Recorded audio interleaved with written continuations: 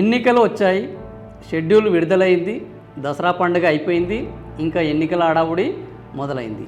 కానీ ఎన్నికల్లో డబ్బే ప్రధాన అస్త్రంగా మారబోతుంది. గతంలోనే డబ్బులను ఇష్టం వచ్చినట్లు ఖర్చు పెట్టిన సర్పంచులు ఆ తర్వాత నిధులు రాక, వడ్డీలు చెల్లించలేక, అభివృద్ధి పనులు చేయక నానా అవస్థల పాలయ్యారు, చివరికి ఆత్మహత్యల పాలయ్యారు. సో ఈసారి జీరో బడ్జెట్ ఎన్నికలు అనే కొత్త నినాదం వస్తుంది.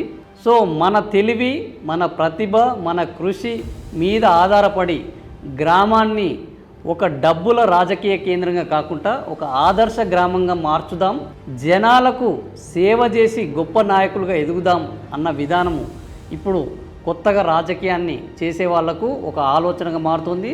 మరి మీరు కూడా ఈ ఎన్నికల్లో జీరో బడ్జెట్ ఎన్నికలు చేయాలనుకుంటే ఆదర్శ గ్రామాలను నిర్మిద్దాము. ఆదాయం పొందే గ్రామాలు మనకొద్దు. డబ్బులిచ్చి ఓట్లని కొనుగోలు చేయొద్దు. ఈ విధానం మీకు నచ్చితే మమ్మల్ని సపోర్ట్ చేయండి. మీతో పాటు మేము నిలుస్తాం. Thank you for watching.